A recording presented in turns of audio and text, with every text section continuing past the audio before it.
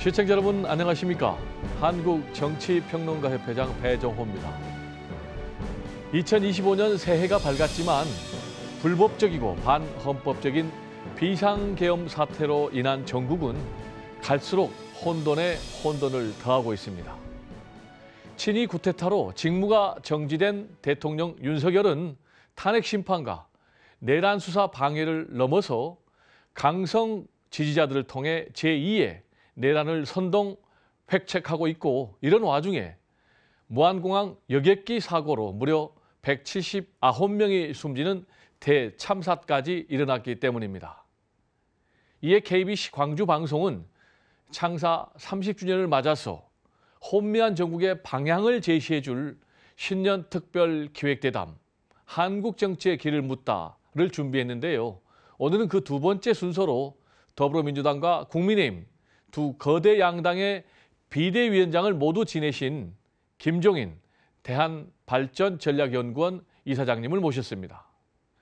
김종인 이사장님은 독일 민스대학교 경제학 박사, 노태우 정부 청와대 경제수석, 그리고 보건사회부 장관을 역임했고 11대, 12대, 14, 17, 20대 5선 국회의원을 지내신 김종인 대한발전전략연구원 이사장님을 스튜디오에 모셨습니다.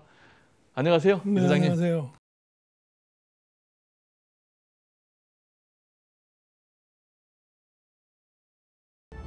얼굴이 화사하십니다. 네. 요즘 뭐 감기 때문에 좀 불편하시다고요? 그 감기를 어제만 한 달째 앓고 있어요. 최근에 그렇군요. 조금 좀 나아진 것 같은데, 그래서 아직도 목소리가 정상이 아니에요. 네, 이렇게 또 좀 불편하신데도 네. 이렇게 나와주셔서 정말 감사드리고요.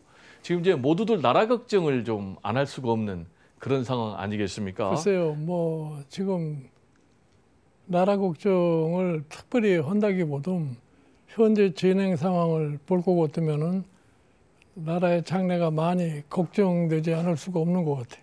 그렇군요.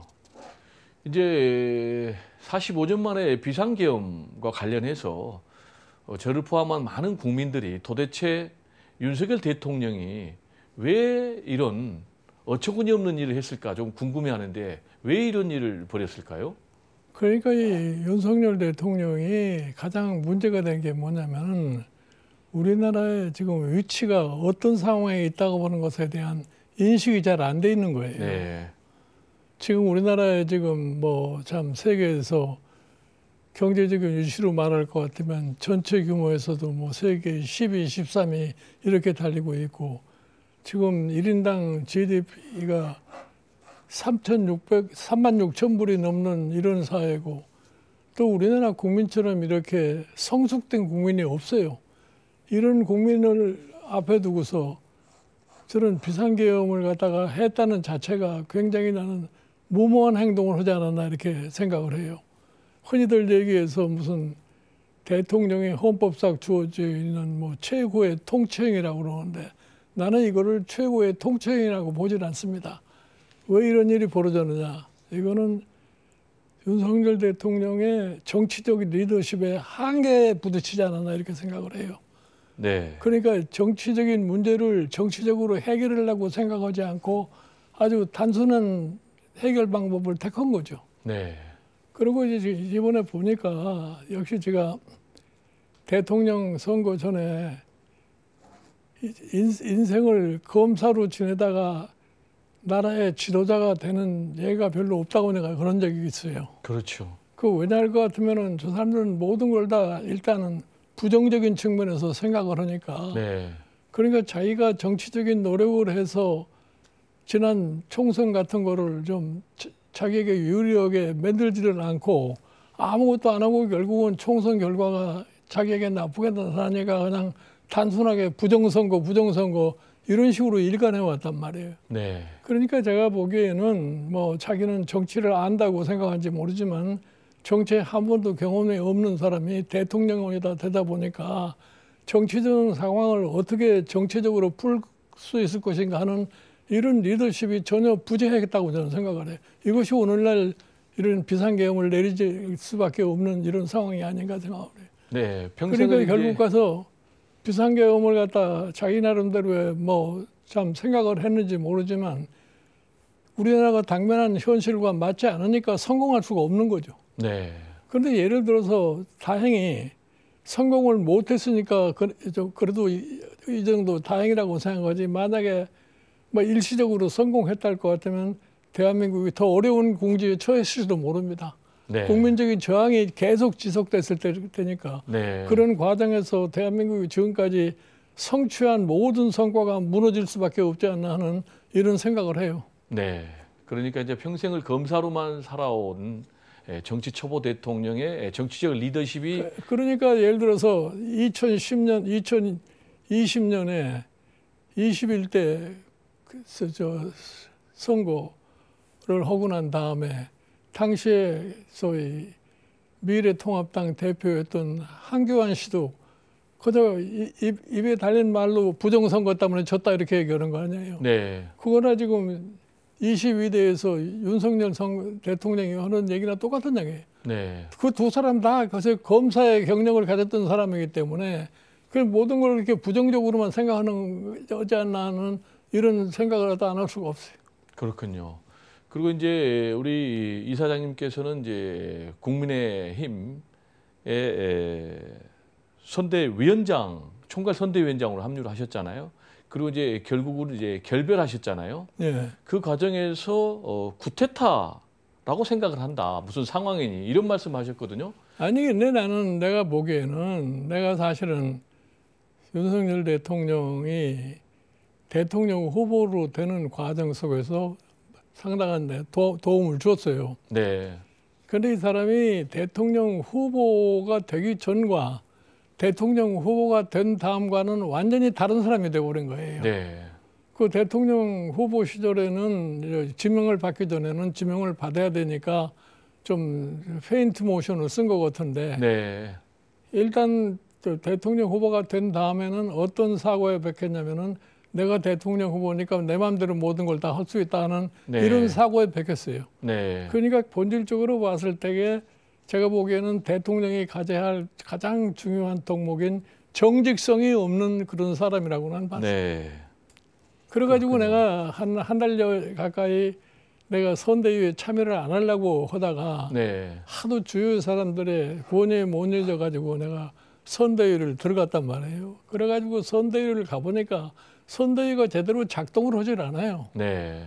그래서 내가 이제 1월 3일인가 선대위를 갖다 개편을 해야 되겠다 이렇게 했더니 오히려 까꿀로 자기가 선대위를 갖다 해산을 해버린 거죠. 그렇죠. 그래서 결별을 한 거예요. 그러니까 네. 사실은 본질적으로 자기가 생각하는 선거운동의 방식과 내가 생각하는 선거운동의 방식이 다르기 때문에 헤어질 수밖에 없는 거예요. 네.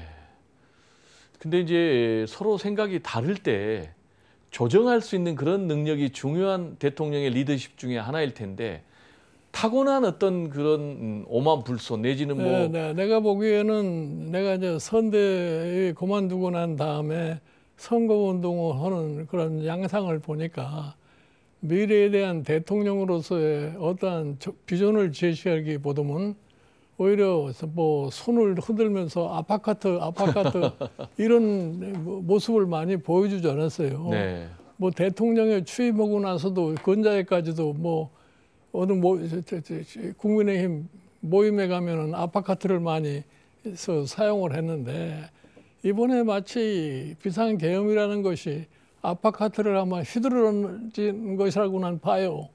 그런데 네. 이제 아파트를 제대로 상황을 파악하고서 휘둘렀으면은 뭐 성공했을지도 모르는데 상황 파악이 안 된 상황에서 휘둘러 보니까 자기 힘에 못 이겨서 자기가 쓰러져 버리는 그런 모양을 지금 보이고 있는 거라고 생각해요.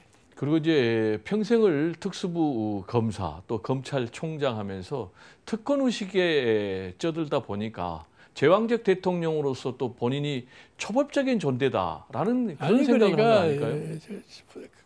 윤석열 대통령이 뭐 취임사에서 자유란 말 갖다가 수십 번 썼고 어떻게 하면은 뭐 자유민주주의가 어떻고 이렇게 얘기를 하잖아요.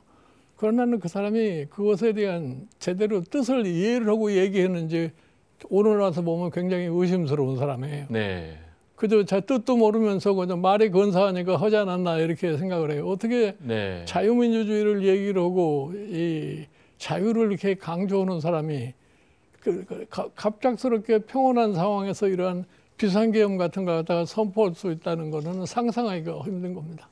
네. 그리고 이제 윤석열 대통령 또 그리고 배우자 김건희 여사와 관련해서는 이 무속, 주술 이런 이제 의혹들이 끊이지 않는데 혹시 이번에 이 비상계엄 사태와 관련해서 이런 무속과 주술이 좀 연관된 거는 아닐까요? 모르겠어요. 그 사람들 내부끼리 하는 상황이기 때문에 내가 제3자로서 뭐라고 얘기를 할 수 없지만 대통령으로서 대통령의 책무가 뭐라고 하는 것에 대한 인식이 철저했으면은 이러한 일이 벌어지지 않았으리라고 봐요. 네, 그렇군요. 그리고 지금 이제 45년 만에 이 비상계엄과 관련해서 국회에서 윤석열 대통령에 대한 탄핵 소추안이 가결됐지 않습니까? 그리고 또 즉시 직무가 정지됐고요. 그래서 지금 이제 탄핵 심판 진행 중에 있고 또 수사기관은 내란죄 지금 혐의로 피의자로 정식 입건해서 조사를 지금 진행하고 있는 그런 상황인데 결국 이제 핵심 쟁점은 윤석열 대통령이 이 비상계엄과 관련해서 적법한 절차를 거쳤느냐 안 거쳤느냐 이건데 이 사장님 어떻게 생각하세요? 그러니까 최근에 하는 행동을 볼 것 같으면 대통령으로서 굉장히 무책임한 짓을 하고 있지 않았나 이렇게 생각을 해요. 네. 세수한도 참 계엄이라는 것을 잘못 판단해서 했더라도 국가나 국민의 장래를 생각해서는 자기가 대통령으로서 어떠한 역할을 해야 된다는 걸 최종적으로라도 인식을 해야 되는데 아직도 그런 인식을 못하고 있지 않나 이렇게 생각을 해요. 네. 그리고 난 지금 최근에 와가지고서 무슨 뭐 법적으로 뭐 이러고 저러고 얘기를 하는데 이미 법적인 차원을 떠나서 정치적으로는 이미 다 끝나지 않았나 이렇게 생각을 해요. 네. 근데 그거에 대한 인식이 아직도 안 돼 있는 거죠. 인식이. 그렇지만 이제 여전히 윤석열 대통령도 그렇고 또 김용현 전 국방장관도 그렇고 이거는 뭐 통칭이다. 또 뭐 통칭이라는 게 그런 엉터리 같은 통칭이 어디 있어요? 네. 아니 국민이 받아들이지 않는 그러한 통칭이라는 것을 갖다가 아무리 강변해봐야 소용이 없어요. 네. 그러니까 일부 뭐 지금 국민의힘 국회의원들이 무슨 뭐 최고의 통칭이라 있다고 얘기를 하는데 아니 최고의 통칭을 할 것 같으면 그 결과가 국제적으로나 국내적으로 어떻게 영향을 미칠 거라는 걸 사전에 알고서 했어야 할 거 아니에요. 그런 것도 없이 하다가 보니까 결국 가서 우리나라의 위상이 국제적으로 굉장히 추락해졌고 이로 인해서 우리나라 경제에도 적지 않은 소위 부정적인 효과가 미친다는 것을 갖다가 그런 걸 모르고서 어떻게 이런 행위를 합니까? 네. 그리고 이제 국민의힘 권성동 원내대표 같은 경우는요. 일단 뭐 위헌 또 위법적인 요소는 있었다. 비상계엄과 관련해서. 그렇지만 중대한 헌법 위반 또 중대한 법률 위반은 아니다. 라는 논리로 아니, 지금 탄핵 그러니까 심판을 피해가고 있지 않습니까? 그거는 권성동 의원 같은 사람이 하는 소리고 네. 대다수의 국민이 그게 잘못했다고 판단하는데 정당을 대표하는 사람이 그런 소리를 해가지고 그 정당의 미래가 나는 제대로 보이지가 않는다고 생각을 해요. 그렇군요. 지금 이제 국민의힘 같은 경우는요. 권성동 원내대표를 통해서 결국은 또 권영세 비대위원장이 지금 새롭게 전면에 등장하면서 권권 체제가 됐단 말이에요. 이런 양상은 어떻게 보십니까? 내가 솔직히 얘기해서 국민의힘이라는 이름 자체도 내가 만들어준 사람이에요. 그렇죠. 그리고 내가 국민의힘에 있는 소위 말하는 중진들의 정치적 성향도 내가 어느 정도 다 파악해서 알고 있어요. 쉽게 얘기해서 우리가 2021년 서울시장 보궐선거 때 이 사람들이 요구하는 사항이 뭐라고 하냐면은 당시에 안철수 저희 당의 서울시장 출마하고 국민의힘의 후보를 출마를 시켜냐를 놓고서 그 중진이라는 사람들이 다들 국민의힘의 후보가 아니라 안철수로 단일화를 해야 된다고 나한테 압박을 가하던 사람들이에요. 네. 그때도 그랬어요. 이 사람들이 도대체 정당을 뭐 때문에 하는지 내가 이해를 못 하겠다고. 솔직히 얘기해서 그 당시에 참 국민의힘의 후보자가 서울시장이 안 되겠으면은 내가 보기에 그 다음에 정권 교체도 나는 힘들었으리라고 봐요. 네. 그게 사실은 국민의힘의 중진들의 정치 상황에 대한 판단 수준이 그렇다고. 그렇군요. 내가 사실은 2021년 4월 7일 날 서울시장 보궐선거가 끝나고 그 다음 날로 내가 당을 나와버렸어요. 네. 그 나온 이유가 뭐냐? 도대체 그 당 내에는 대통령감도 없고 당 대표할 만한 인물도 안 보여요. 그래서 내가 그냥 나와버린 사람인데 지금도 보면은 상황이 거의 비슷해요. 과연 지금 저희 뭐 쌍권 체제를 만들어 가지고서 과연 국민의힘이 정치 정당으로서 지속적으로 서바이브 할 수 있느냐? 나는 거기에 대해서 굉장히 회의를 하는 사람이에요. 그렇군요.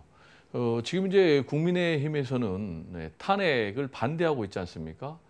그리고 또 탄핵을 통과됐는데 뭐 반대해봐 무슨 의미가 있어요?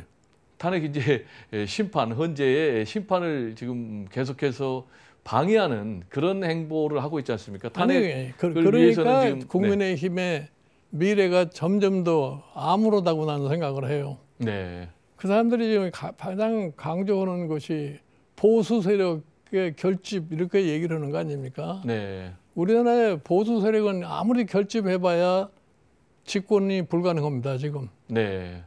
뭐 잘 아시겠지만 우리나라에 지금 보수가 왜 이렇게 참 일반 국민으로부터 지지를 받지 못하느냐. 지금 단계를 거쳐서 보수가 거의 무너지다시피 했어요. 제1차적으로 김영삼 정부의 IMF 사태를 일으킴으로 인해서 보수의 일각이 무너졌어요. 그래가지고 박근혜가 대통령 되면서 보수를 새롭게 만들 수 있다고 약속을 하고서 대통령이 돼가지고 그 약속을 지키지 않고 탄핵을 받은 바람에 두 번째로 보수가 무너져 버린 겁니다. 네. 그 다음에 겨우 어떻게 살아서 정권교체를 해서 윤석열 대통령이 나왔는데 이번에 또 이 비상계엄으로 인한 탄핵을 받아서 세 번째 보수가 무너진 겁니다. 네. 이거를 살리려면은 어떻게 해야 되겠느냐. 이거를 지금 국민의힘 사람들은 골똘하게 생각해야 돼요. 근데 이거를 골똘하게 생각하는 사람이 없어요. 그래도 언필적 얘기가 뭐냐면 보수의 결집. 단편적으로 얘기를 해서 우리 2020년 총선 때 보수의 결집한다고 보수 대통합 해가지고서 미래통합당을 만들었잖아요. 네. 그렇음에도 불구하고 수도권에서 아주 참패를 본 거 아닙니까? 네. 그러고 나서 윤석열 대통령이 탄생을 했는데 윤석열 대통령이 탄생했을 때 이미 여소야대 국회라는 것은 본인 스스로가 체험을 한 거예요. 네. 그러면은 지난번 금년 4월 달에 총선에서 어떻게든지 내가 참 과반수를 확보를 해서 앞으로 남은 임기 동안에 일을 할 수 있게 만들어야 되겠다는데 아무리 그런 노력을 안 한 거예요. 그러니까 지난번 선거가 21대 총선이나 거의 비슷하게 끝나버린 거예요. 네. 그러니까 오늘날 다른 수단이 없으니까 거기에서 이제 소위 고도의 정치적 리더십을 발휘해야 되는데 그 리더십이라는 게 발휘할 수 있는 한계에 봉착하니까 궁여지책으로 지금 비상계엄을 선언한 거 아닙니까? 그렇죠. 그러니까 여기에서 이게 이제 간단한 문제가 아니에요, 정치적으로. 네. 그러니까 제가 사실은 국민의힘에 대해서 참 충고하고 싶은 것은 뭐냐면은 여기서 공연이 너무나 이미 끝난 대통령에 대해서 집착하지 말고 당이 앞으로 어떻게 살아날 것이냐에 대해서 노력을 경주를 하지 않으면은 앞으로도 희망이 보이지 않습니다. 그런데 이제 안타깝게도 이번 이 비상계엄 사태, 탄핵 정국이 신속하게 끝나기 위해서는 탄핵 심판이 빨리 진행이 돼야 되는 것 아니겠습니까? 그리고 이제 윤석열 대통령은 수사기관의 출석 요구에 일절 불응하고 있거든요. 이 수사기관들은 어떻게 해야 된다고 생각하십니까? 그러니까 나는 대통령으로서 떳떳하지 못한다고 생각하는 건데 본인이 국민한테 자기가 법적인 정치적인 책임을 다 지겠다고 하지 않았어요. 네. 그러고 나서 갑자기 지금 태도를 바꿔가지고서 그 법적인 상황에서 자기가 어떻게 피할 수 있다고 지금 몸부림치는 그런 모습을 보이는 거 아니에요? 네. 나는 솔직히 얘기해서 뭐 우리나라 정치권이라는 게 뭐 이렇게 참 비합리적인 모습을 갖다 보이기 때문에 나라의 미래가 굉장히 어렵다 이렇게 보이겠지만 나는 이 우리나라 국민의 성숙성과 소위 역동성이 결국 가서는 문제를 해결해 줄 거라고 나는 생각을 해요. 네, 그렇군요. 일각에서는요, 지금 윤석열 대통령이 이렇게 지연 작전을 펴면서 이른바 뭐 농성전이라고도 합니다. 그렇게 되면서 이제 다시 뭐 태극기를 중심으로 하는 또 보수 세력들도 뭐 계속 거리에 나오는데 그러면은 진영 대결로 갈 수도 있다 이런 우려도 많습니다. 아니 그러니까 대통령이 일단 된 사람이면은 나라의 장래를 생각하고 국민의 안녕을 생각해야 할 거 아니에요. 네, 그러면 자기가 일단 한번 잘못을 저질렀더라도 그 잘못을 스스로 반성을 하고서 어떻게 하면 이거를 빨리 극복하려냐 노력을 하는 것이 나는 정상적인 대통령의 임무라고 생각을 해요. 네, 그런데 그걸 지금 못하고 있는 것이 지금 윤석열 대통령의 지금 상황 아닌가 봐요. 그렇군요. 근데 이제 우리 이사장님께서는 우리 대한민국의 현대 정치사를 다 보셨잖아요. 산 증인이신데 이런 사태가 언제 어떻게 정리될까요?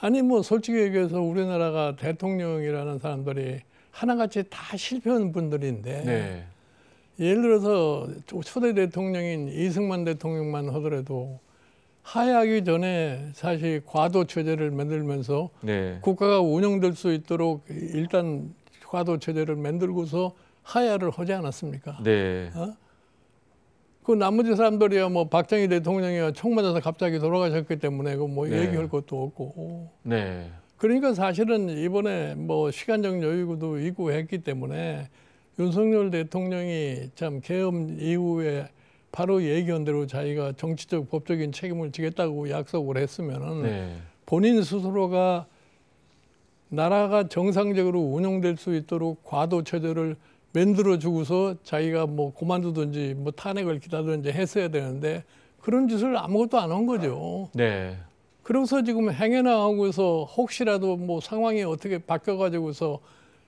자기가 뭐 새로운 소위 상황을 만들 수 있을 거라고 생각을 하는 것 같은데 네, 그건 내가 보기에 엄청난 착각을 하는 거라고 생각을 해요. 네. 그것 역시 현재의 상황을 제대로 못 읽고 있는 거라네. 네. 이제 이사장님 말씀을 들어보면 윤석열 대통령이 아무리 본인이 몸부림쳐도 결국은 역사의 순리대로 흘러간다 이런 말씀으로 해석이 되는데 그러면 이제 조기 대선이 불가피하단 말입니다. 그럼 조기 대선은 이사장님께서는 언제쯤 열릴 것으로 모르겠어요. 보십니까? 제가 보기에 뭐 탄핵 인용이 어떻게 될는지 모르겠습니다만은 저게 앞으로 두 초선 안에 끝나면은 늦어도 뭐 6월 달쯤 되면은 조기 대선이 치러질 수 있지 않을까 이렇게 생각을 해요. 네, 이사장님께서는 뭐 늦어도 한 6월쯤이면 조기 대선이 치러질 것이다 이렇게 전망을 하셨는데 지금 뭐 홍준표 시장이라든지 뭐 여러 뭐 여야의 대선 주자들도 사실상 조기 대선을 전제로 하고 준비하는 그런 양상인데요. 만약에 이제 조기 대선이 6월이라든지 또는 그 전이라든지 그 즈음에 치러진다면 이번 조기 대선의 시대 정신은 뭐가 될 거라고 보십니까? 모르겠어요. 지금 뭐 초기 대선을 놓고서 뭐 내가 가장 적합한 후보다 이렇게 얘기하는 사람도 있고 또 뭐 새롭게 대통령을 한번 출마를 해봤으면 좋겠다 하는 이런 사람도 있겠는데 이거는 앞으로 뭐 좀 시간이 좀 경과가 돼야지 윤곽이 드러나지 않겠나 이렇게 생각을 해요. 그렇군요. 지금 이제 여론조사를 보면은요, 민주당 또 야권 같은 경우는 이재명 독주 체제가 지금 확 실시되고 있는 그런 상황인데 이재명 민주당 대표가 야권의 대선 주자가 되는 데는 뭐 별다른 변수는 없다고 보시는지요? 내가 보기에 법원의 판결이 앞으로 어떻게 날릴지 모르겠습니다만은 그 안에 야권의 후보가 결정된다면은 결국은 이재명 씨가 가장 유리하지 않겠나 이렇게 봐요. 그렇군요. 이재명 대표가 사법 리스크의 변수가 없다면 가장 유력할 것이다 이렇게 보고 있고요. 예. 또 이제 이재명 대표를 향해서 대단한 능력자다 이렇게 평가하신 적도 있는데 그렇다면 이 사법 리스크는 현재 상황을 또 전체적으로 통찰력이 있으시니까 본다면은 뭐 어느 정도 있다고 보시는지요? 아니, 그러니까 그거는 오로지 법원이 알아서 판결할 거기 때문에 밖에서 뭐라고 그 예견이 그건 불가능하다고 봅니다. 그렇군요. 근데 이제 6월 대선을 말씀하신다면 그 전에 한 2달 전에는 후보가 결정이 되고 그러면 이제 4월이 되고 아직까지는 지금 뭐 2심이 나오지 않는 그런 상황인데 그런 것들을 비춰볼 때 이 사법 리스크에 대해서 어느 정도 전망하실 수는 있을 것 같은데요. 아, 근데 이게 뭐 사법 리스크라는 게 뭐 법원이 법 해석을 갖다가 판사마다 다 자기 나름대로 법을 해석을 하기 때문에 네, 어떤 판결이 나올 거라는 거는 미리서 예측이 불가능하다고 저는 생각을 해요. 네. 판결의 결과도 중요하지만 그 판결의 시기도 중요하는데 그런 부분과 6월 조기 대선의 시기를 아니, 견줘봐서 이게 말씀드리는 겁니다. 모든 게 그거는 법원의 결정에 나오게 돼 있습니다. 그게. 네, 그렇군요. 그리고 이제 보수 여권의 좀 대선 주자를 얘기를 좀 해보고 싶은데요. 보수 여권의 유력한 대선 주자는 이제 한동훈 전 대표였거든요. 비상계엄 사태가 터지기 전에는. 근데 이제 비상계엄 사태가 터지고 또 탄핵 소추안이 가결되는 과정에서 한동훈 전 대표가 축출이 당했단 말이에요. 그래서 지금 오리무중 상태인데, 사실은 한동훈 대표는 비상계엄 선포 직후에 하는 행동이나 탄핵에 관련하는 행동은 나는 가장 옳은 행동이라고 봐요. 네, 그런 이제 그런 행동을 했다고 해서 한동훈 대표를 축출을 해버렸는데 네, 국민의힘의 문제가 뭐라고 생각하냐면은 사실 국민의 지지로 당선된 대표 이준석이를 한번 내쫓았잖아요. 그렇죠. 내가 이준석이를 내쫓을 적에 이런 얘기를 했어요. 이준석이 내쫓으면은 저 당의 지지율이 한 10%는 떨어질 거다. 네, 그리고 다음 총선이 굉장히 어려울 수도 있다네 이랬는데 네, 결국은 이번 총선이 결국은 그렇게 나타난 거 아닙니까? 근데 지금 사실은 한동훈 대표가 63%의 지지를 받은 대표 아니에요. 네, 그거를 또 몰아냈단 말이에요. 네, 그래가지고 과연 이 당이 정상적으로 갈 수 있겠느냐. 네, 신년이 들어가면 그 다음에가 이제 지자체 선거 아니에요. 네, 지자체 선거 때까지 이런 식으로 국민의힘이 움직일 수 있겠느냐. 네, 저는 그 절대로 그렇게 못 간다고 봐요. 네, 근데 지자체 선거가 다가오면 다가올수록 당에 상당히 분란이 생길 겁니다. 네, 예? 특히 이 수도권을 중심으로 한 원외위원장들이 내가 보기에 현재와 같은 국민의힘의 상황을 그대로 용납하지 않을 거라고 난 봐요. 네. 그러면 이제 지방선거가 다가오면 다가올수록 당의 분란이 국민의힘이 심화될 것이다 이렇게 전망하셨는데 특히 수도권 중심으로 그 얘기는 분당까지 지금 예상하시는 건가요? 분당은 모르겠어요. 그러나 하여튼 당이 새롭게 정립을 하지 않으면은 존립하기 힘들 거예요. 네. 그리고 과연 지금 국민의힘이 대통령 후보를 내 가지고서 승리를 쟁취할 수 있겠느냐. 네. 어떤 사람을 대통령 후보로 내세울 거냐. 네. 그리고 당을 어떤 형태로다가 변화를 시킬 거냐. 이걸 네. 생각을 해요. 나는 국민의힘을 내가 2012년도에 박근혜 비대위에 가가지고서 내가 이런 얘기를 한 적이 있어요. 네. 이 당이 다시 참 원내 과반수를 차지하고 대통령의 승리를 하려면은 좀 창조적 파괴를 하지 않으면 안 된다 이렇게 얘기를 했어요. 네. 그래서 그 당시에 사실은 창조적 파괴를 한다고 전에 한단어당의 정강정책을 확 뒤집어보고 그래서 그 결과 19대 총선에 과반수 얻고 박근혜 대통령까지 된 거예요. 그렇죠. 그런데 이 양반이 대통령이 되고 난 다음에는 더 이상 당을 발전을 못 시켰기 때문에 결국 와서 박근혜 정부가 실패하고 만 거 아니에요. 네. 그런데 지금의 상황은 창조적 파괴를 떠나서 최근에 소위 말하는 신기술 시대에 돌입하면서 실리콘밸리에서 디스럽션이라는 단어가 유행을 합니다. 네. 그러니까 지금 이 국민의힘이 다시 태어나려면 굉장히 디스럽티브한 파괴를 하지 않고서는 네. 저 당이 생존하기는 힘들다고 생각해요. 그렇군요. 그리고 이제 한동훈 대표는 친윤들에 의해서 축출이 된 이후에 지지율은 많이 하락을 했어요. 그리고 또 뭐 다른 후보의 지지율이 조금 올라가기도 하고 이러면서 오리무중 상황인데 그러면 국민의힘의 대권 후보는 누가 되는 건가요? 지금 현재로서는 뭐 예측 불가능한 것 같아요.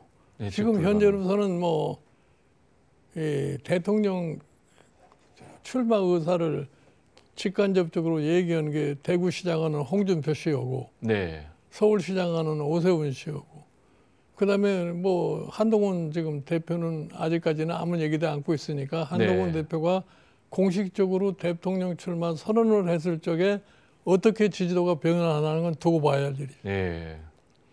그리고 이제 이준석 의원 같은 경우도 저희 이제 KBC하고의 대담을 통해서 자신도 다음 대선에 도전하겠다라는 뜻을 분명히 했는데 이준석 의원이 또 대선에 도전하면 보수 여권의 구도는 어떻게 변화하는 건지요?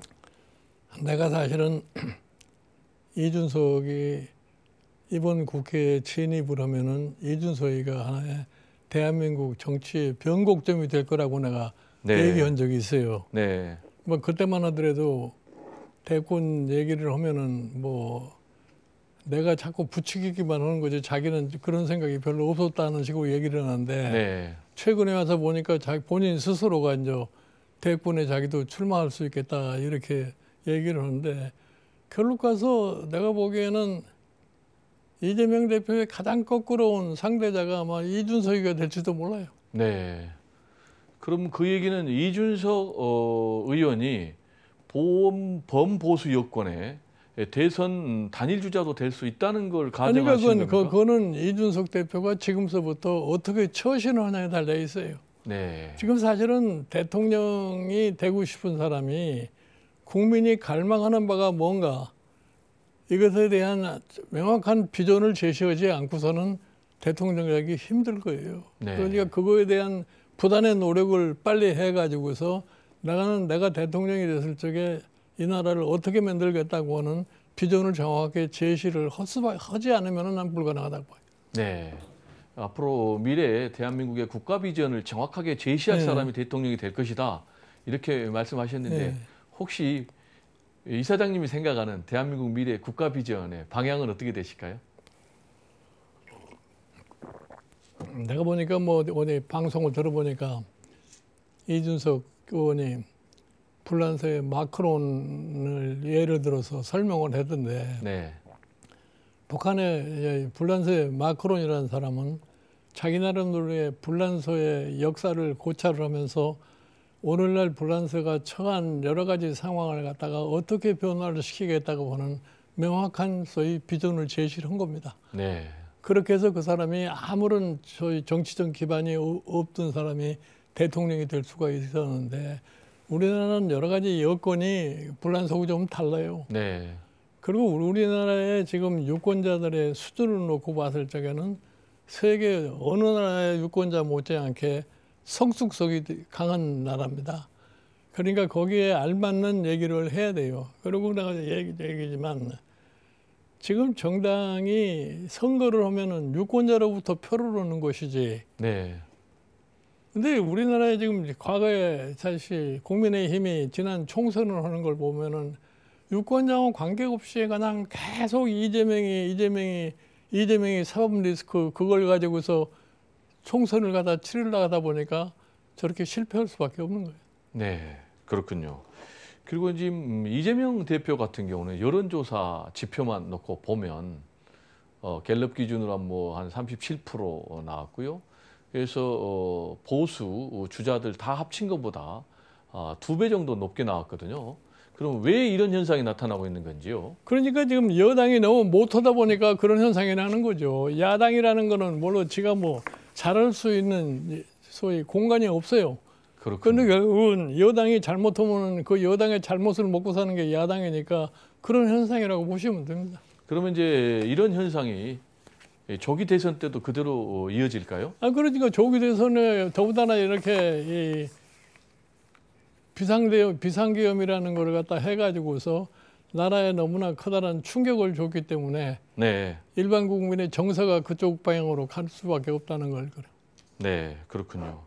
이제 아까 국민의힘에 대해서도 말씀을 좀 해 주셨는데 우리 대한민국 정치의 미래를 얘기하면 아무래도 국민의힘 또 민주당의 미래가 잘 돼야 될 텐데 국민의힘은 현재 안타깝게도 좀 국민의 의사하고는 반대 방향으로 가고 있거든요. 아니 그러니까 국민의힘은 보다 더 국민에게 접근하기 위해서는 오늘날 국민의힘이 왜 이렇게 어려운 상황에 처해 됐는가 그거에 대한 냉정한 소위 분석과 판단이 난 필요하다고 봐요. 네. 예를 들어서 뭐 6.2가 곧 기회라고 얘기하는데 위기가 기회가 되려면은 위기를 가져오게 한 요인이 뭐라는 것을 갖다가 제대로 분석해서 그거를 해결해야만이 기회가 오는 것이지 막연하게 기회는 절대 오지 않습니다.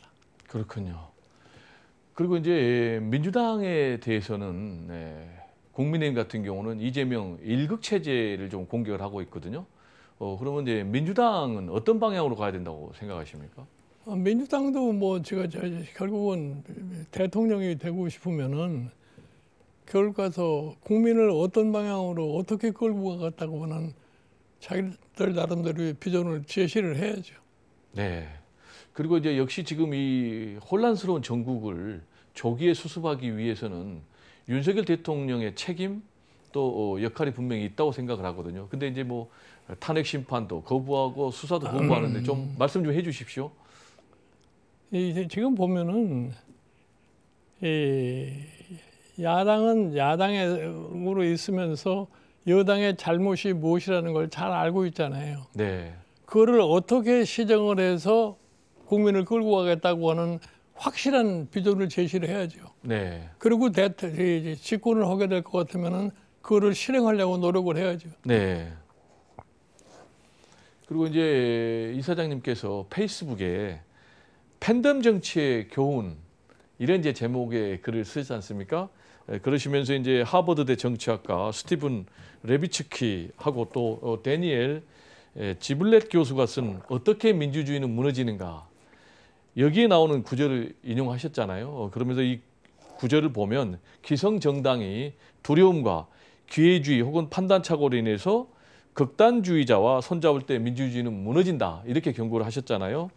그러면 이 팬덤 정치, 극단주의 이것이 지금 대한민국 정치에도 그대로 적용되고 있는 거죠? 내가 보기에 아직까지 우리나라는 그런 극단적인 팬덤임은 나는 없다고 생각을 해요. 아, 왜 그렇게 보십니까? 예를 들어서 무슨 최근에 구라파자 나타나는 식으로 극우정당이라든가 극좌정당이라든가 이런 것이과 같이 결합을 할 것 같으면은 네. 민주주의가 무너지는 건데 지금 우리는 아직 그런 현상은 아직까지 안 나타나고 있질 않아요. 네. 그런데 지금 현실적으로 태극기 부대가 있고 또 강성 민주당 아니 그건 지지도 뭐 있고. 그건 태극기 부대라는 것은 조직화된 그런 세력들이 아니니까 그 뭐 아직은 그건 염려 안 해도 돼요. 그럼 이제 제가 염려돼서 다시 한번 여쭤보는데 윤석열 대통령이 계속해서 수사 탄핵 심판을 지금 거부하면서 지연작전을 끌면은 혹시 본인 입장에서는 이게 진영된 길로 가면 자기가 반전할 수 있는 기회가 열릴 것이다 이렇게 생각하는데 그런 염려는 안 해도 되는 건지요? 그런 판단을 한다면은 굉장히 우두는 사람이라고 저는 생각을 해요. 네, 왜 우둔하다고 보시나요? 아니 뭐 지금 상황을 그렇게 읽지를 못하면은 그래서 결국은 상황을 제대로 읽지 못했기 때문에 비상계엄이라는 걸 선포한 거 아닙니까? 네. 그것도 실패를 했는데 또 그런 상황을 갖다가 기대를 할 수 있겠어요? 네, 결코 우리 국민들이 네. 현명하시니까 용납하지 않을 것이다. 네. 네, 이런 말씀이신데요. 지금 이제 대한민국의 이 혼란스러운 정치를 해결하는 방법과 관련해서 개헌 얘기도 좀 나오고 있잖아요. 근데 또 일부에서는 개헌이 지금 탄핵 정국을 좀 물타기 하려는 그런 거다라는 얘기도 있는데. 내가 보기에는 개헌 얘기가 지금 나오긴 하는데 지금 이 조기 선거가 실시된다는 걸 전제로 할 것 같으면 그 전에 개헌을 하기는 굉장히 힘들 거예요. 네. 그러나 다음에 대통령 되는 사람이 대통령 선거하는 기간 동안에서 대국민 약속은 해야 된다고 생각해요. 저는 네. 현재와 같은 권력구조 체제로 대한민국이 발전할 수 없다고 생각을 해요. 네. 지금 벌써 저 87년 체제가 근 40년이 돼가는데 그 안에도 지금 성공한 대통령이 하나도 없잖아요. 네. 더군다나 두 대통령이 다 지금 이 탄핵을 받는 그런 형태에 놓여 있기 때문에 네. 이런 식의 소위 권력 구조를 가지고서는 나는 대한민국의 미래가 밝지 않다고 생각을 해요. 그렇군요. 그러니까 다음 대통령 된 사람이 뭐 자기 욕심만 생각할 게 아니라 네. 국가 장래를 위해서 이러한 권력 구조는 꼭 고치겠다는 대국민 약속을 하고 그러고서 바로 개헌에 들어가야 되지 않나 이렇게 생각을 합니다. 그러니까 이제 조기 대선이 열리면 예. 대선 후보들이 대국민 개헌 약속을 공약으로 하고 예. 집권하자마자 이제 개헌을 당연한 추진해야 거예요. 된다라는 얘기인데요. 그 중에서 이제 권력 구조를 바꿔야 되는데 어떻게 그러니까 바꿔야 지금 될까요? 이 금년에 사실 조기 대선이 이루어지면은 국회의원 임기가 3년 남지 않습니까? 그렇죠. 그러니까 그 3년 안에 개헌을 하고 그러니까 2028년서부터는 새로운 권력 구조 체제로 가겠다고 하는 그런 약속을 하면 되는 거죠. 그렇군요. 그럼 이제 위원장님이 생각하시는 권력 구조 개편의 방향은 어떤 것이 있을까요? 그러니까 뭐 그거는 뭐 우리나라에서 이 대통령 중심제 혹은 무슨 내각제 이 둘 중에 하나를 택할 수밖에 없는 건데 네. 사실은 이 대통령제라고 하는 것이 어떤 의미에서는 효율도 있지만 지금 우리가 겪는 바에 하면 굉장히 위험한 거 아닙니까? 네. 의회와 대통령 권력과의 분리가 되어 있으면은 아무것도 할 수가 없어요. 네. 지금 윤석열 대통령이 그래서 지금 개업까지 한 거 아니에요. 네. 그러니까 앞으로는 나라 저희 운영이 정상적으로 되기 위해서 의회와 권력이 같이 가는 그러한 권력 구조를 가져야 되지 않겠나 봐요. 그러면 이제 의원 집정부제를 말씀하시는 건가요? 뭐 이원집 정부가 되든지 내각제가 되든지 이렇게 해야 돼요. 네. 어쨌든 대통령제보다는 의원 집정부제 내지는 그러니까 내각제에 더 방점을. 지금은 대통령제라도 대통령에 대한 고난이 너무 많아요. 네. 잘 아시는지 모르겠습니다만은 우리나라의 지금 87 헌법에 있어서의 대통령 권한은 박정희 대통령이 유신 시대에 만든 헌법에 있던 대통령 권한이 그대로 가지고 있는 겁니다. 네. 그러니까 거기에서 대통령 권한을 상당 부분 해소를 시켜줘야 돼요. 네.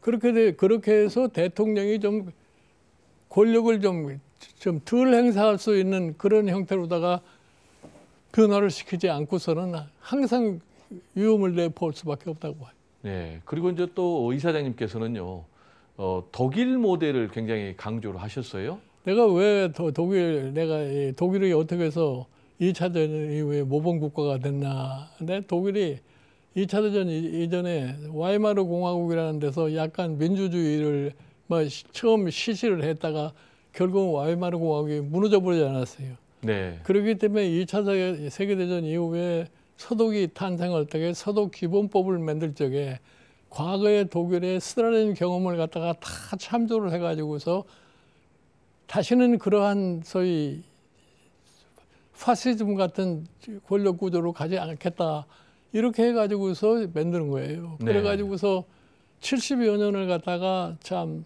연정을 해오면서 발전을 시키고 불가능하다고 하는 통일까지 성취한 나라 아닙니까? 네. 그러니까 우리나라도 앞으로 참 그러한 문제를 논의할 때 참고가 되게 하기 위해서 제가 그 책을 쓴 거예요. 그렇군요. 그러면서 이제 독일의 강점을 안정성, 네. 그리고 또 연속성, 예측 네. 가능성을 말씀하셨거든요. 그러면 우리 대한민국은 이러한 독일 모델의 길로 가기 위해서는 좀 어떤 부분을 개선해야 될까요? 그러니까 그거는 완전히 내각제를 가야 되는데 네. 그거는 앞으로 이 정당들이 그 문제를 어떻게 생각하느냐에 달려 있다고 나는 생각을 해요. 근데 이제 이사장님께서는 굉장히 내각제의 필요성을 선호하시는데 나는 솔직히 얘기해서 권력이 좀 분산적으로 지나가고 대다수의 국민의 의사를 반영하는 그러한 소위 권력 시스템을 가려면은 내각제를 갈 수밖에 없다고 생각합니다. 그러니까 네. 저는 만약에 권력 구조를 개편하는 개헌이 이루어진다고 그랬다면 그와 동시에 선거법도 바꿔야 된다고 생각을 해요. 네. 선거법은 어떤 점을 좀 바꿔야 그러니까 된다고 보십니까? 뭐 소위 여러 정당이 국회에 진입할 수 있는 그런 모습을 보여주는 것이 좋을 것 같아요. 뭐 비례제를 그렇죠. 강화한다든지 네, 연동형을 강화한다든지 네. 그렇군요. 그런데 이제 다양한 국민들의 의견 또 다양한 정당이 권력에 참여하기 아니 위해서는 그러니까 이 다양한 정당이 장단점이 있어요. 네, 너무나 숫자가 많이 정당이 국회에 들어오게 되면은 그 자체가 또 정치적인 불안을 갖다가 야기시키는 그런 모습을 보이니까 그거는 선거법을 어떻게 잘 조정하느냐에 따라서 난 해결할 수 있다고 생각을 해요. 그러니까 어느 나라의 제도가 가장 참 최선이라고 생각하지 말고 우리에게 어떤 제도가 가장 효율적으로 적합할 수 있느냐를 갖다가 우리 정치인들이 생각하고 고안해서 새로운 걸 만들어야지. 근데 이제 여론조사를 해보면 우리 국민들은 이제 아무래도 내각제보다는 대통령제를 아니 선호하는. 그러니까 사실은 네, 우리 국민이 대통령은 내 손으로 뽑고 싶어 한다네. 그렇죠. 그러니까 대통령은 국민이 뽑게 하고 네, 실질적인 권한 행사는 소위 내각제가 운영될 수 있도록 해도 상관이 없잖아요. 그렇군요. 예를 들어 지금 오지리 헌법 같은 거, 네, 뭐 핀란드 헌법 같은 거 그런 거죠. 네. 이제 또 마무리해야 될 시간이 이제 거의 다가오는데요. 일단 윤석열 대통령의 터무니없는 행동은 본인이 잘못이겠지만 어떻게 해서 그런 대통령이 배출됐는지 이런 부분에 대해서도 또 우리가 한번 반성을 해야 될 것 그런 같아요. 부분 그런 대통령이 될 수밖에 없던 게 뭐냐면은 네, 사실은 국민의힘에 정치적으로 대통령감이 사라지를 못해가지고서 국민의힘이 대통령감이 없는 거예요. 네, 그러다 보니까 그 검찰총장을 하면서 그래도 아주 강인한 모습을 보였기 때문에 국민의 지지도가 높았던 거 아니에요. 네, 그래서 그거를 그 사람을 옹립을 해다가 대통령 후보를 만들었던 거죠. 네. 그럼 이제 국민의힘은 그래도 뿌리 깊은 보수 정당인데 왜 자체 내에서 자신의 그러니까 후보를 배출 못했을까요? 우리나라의 이 대통령제의 문제점이 뭐냐면은 당에서 대통령감이 나오는 그런 가능성을 갖다가 열어주질 않아요. 네, 그러니까 안 나오는 거죠. 그리고 누구 스스로가 네, 내가 대통령을 하겠다고 미래에 대한 소위 희망을 가지고서 그거를 열심히 준비하고 그걸 가지고서 참 국회의원들을 결집을 시키고 이런 행동을 하는 사람이 없어요. 그렇군요. 네, 오늘 정말 귀한 시간 내주셔서 감사하고 이제 마지막으로 오늘 꼭 우리 국민들께 내가 이 말씀을 전해드려야 되겠다라는 말씀 듣고 마무리하겠습니다. 나는 사실 국민들에게 말씀드리고 싶은 것은 소위 저도 솔직히 얘기해서 국민들에게 굉장히 죄송한 생각을 해요. 네, 제가 사실은 뭐 대통령 선거에 개입을 해가지고서 대통령을 만들어 봤지만 전부가 다 실패 사례가 된 거예요. 네, 그래서 솔직히 해서 저는 국민에게 굉장히 그 문제에 대해서는 죄송하다는 말씀을 갖다가 드리는데 가급적이면은 하여튼 국민이 철저하게 검증을 해가지고서 네, 어떤 사람이 참 국가장래를 위해서 가장 옳은 사람이라는 것을 냉철한 입장에서 좀 봐주셨으면 좋겠어요. 막연하게 그냥 여론에 휩쓸려 가지고서 여론조사에 누가 좋다 이렇게 생각하지 마시고 꼼꼼하게 사람을 챙겨주는 그런 역할을 국민이 해야지 결국은 다른 방법이 없다고 생각합니다. 네, 주권자 국민의 예. 역할이 중요하군요. 이사님 오늘 귀한 말씀 감사합니다. 네, 고맙습니다. 네, KBC 광주 방송의 신년 특별 대담 한국 정치의 길을 묻다. 오늘은 그 두 번째 시간으로 거대 양당의 비대위원장을 모두 지내신 김종인 위원장님을 모시고 비상계엄과 탄핵 정국의 조속한 수습 방안 그리고 대한민국 정치가 나아가야 할 방향 등에 대해서 자세한 이야기를 나눠봤습니다. 내일 저녁 이 시간에는 박근혜 전 대통령의 탄핵을 이끌어냈던 육선 국회의원과 국무총리를 지내신 정세균 전 국회의장을 모시고 신년 특별 대담을 이어가겠습니다. 아무쪼록 KBC의 이번 10년 특별 대담이 한국 정치의 바른 방향을 제시하는 작은 등대가 되기를 소망합니다. 지금까지 진행의 배종호였습니다. 함께해 주신 시청자 여러분들에게 진심으로 감사의 말씀을 드립니다. 아울러 무안공항 여객기 대참사로 큰 슬픔에 빠져있는 유가족 여러분들에게 다시 한번 깊은 위로의 말씀을 드립니다. 감사합니다.